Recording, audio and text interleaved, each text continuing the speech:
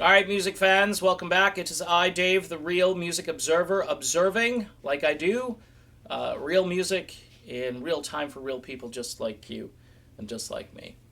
The legendary band Journey had a couple of mini breakups in the late 80s, and then again after Steve Perry and the band parted ways in the late 90s. Steve Augeri was brought in to sing, and later on, of course, Arnel Pineda was brought in to sing. Uh, Steve, why hasn't he picked up the phone? That's the topic of this video. Uh, After all this time, water under the bridge, things should be, moving on. In other words, maybe some forgiveness, maybe some closure. Uh, I personally think, based on the information that I have, and I do have folks who are very much on the inside of this situation. I have not lost contact with those folks. I've just backed off from some of what I call the frivolous commentary on Steve Perry, like things like, oh, I really want Steve Perry to be happy. That's really, I think everybody wants Steve Perry to be happy. His fans want him to be happy. And I'm not putting that down, but that's kind of like waking up in the morning and saying, hey, I'd like this day to be sunny. Uh, it's, it's kind of an obvious thing.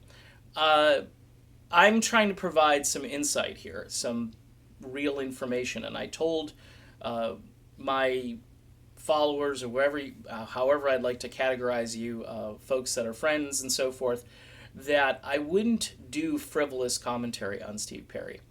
Um, I am here trying to tell you why I think Steve Perry hasn't picked up the phone. And it's quite simple. He is still an injured human being on the inside from what he believes are two instances back in the late 80s when his mom passed away, mid to late 80s, and the double hip replacement surgery. And honestly, folks, that was, I think, probably the last straw. And a lot of people misinterpret the phone call that John Cain made to Steve Perry. You can watch the VH1 documentary. Supposedly, it holds all the information you need to make good, logical, and balanced sort of assertions about Steve Perry, although I would probably do a little bit more research than the VH1 thing. But Kane makes this phone call, and Perry's on the other end, and he says, "Hey, if you do this, there's no turning back." And Kane is like, "Yeah, I know." And what that meant, a lot of people think that just meant, well, if you pick a new singer, we're never going to be quite the same as a band. Meaning Journey's just they're not going to be Journey anymore. Steve was like, don't fracture the stone, or however he put it. But what Steve Perry was really saying on that phone call was, if you do this, I'm never coming back. That's what I think he meant. And you have to read into the language. You do this, there's no turning back. I'm not doing this again. Meaning that he did it once in the 80s. He was the guy who got the band back together again for Trial by Fire. He made the phone call, and he said, hey, he may have known that the boys were thinking about possibly using Kevin Chalfant as a vocalist. Whether that's true or not, Kevin got cast aside quickly, and Trial by Fire happened, and then the horrific injury. But here's the thing. I think Steve, because, he was going on this hike and he was going to get in shape and do the things he had to do to get ready for this tour, I think he really sincerely wanted to prepare for a big tour and a big Journey revival. And the fact that this happened to him was really something he didn't expect. And the band thought to themselves, I think the guys in the group are like, hey, we just got this guy back, and now he's doing this. Very similar to the Dennis DeYoung Styx light sensitivity thing.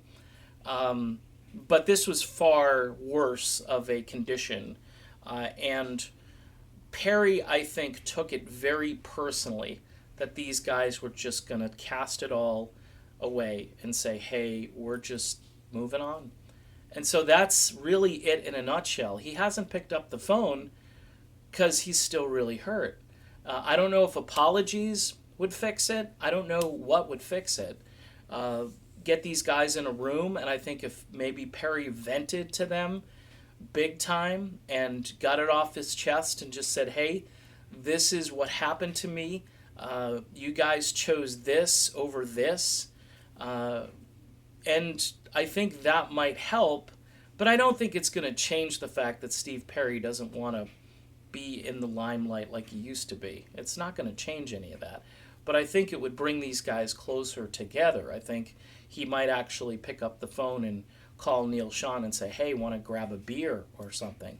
I think that would be a real start. And so that's why I believe Steve Perry hasn't picked up the telephone. All right. So that's my analysis. Obviously, you might have yours, and that's fine. Again, I'm trying not to do frivolous coverage here. By the way, if you could help me out over on Patreon, I'm looking for $1 a month. I'm making more connections as far as talking to different people and people sending me information. So hopefully the channel will continue to be interesting, and I will add my perspective. And I'm watching a lot of videos by other folks who do this or who are in media, and I will be critiquing what they're saying as well, because sometimes, as you know, I disagree with them. So that's it. I'm done with this video. I will talk again soon. Patreon, the logo on the page, the YouTube page, top right, just click on that, and it's pretty simple after that. I'll talk to you soon, everybody. Have a great day.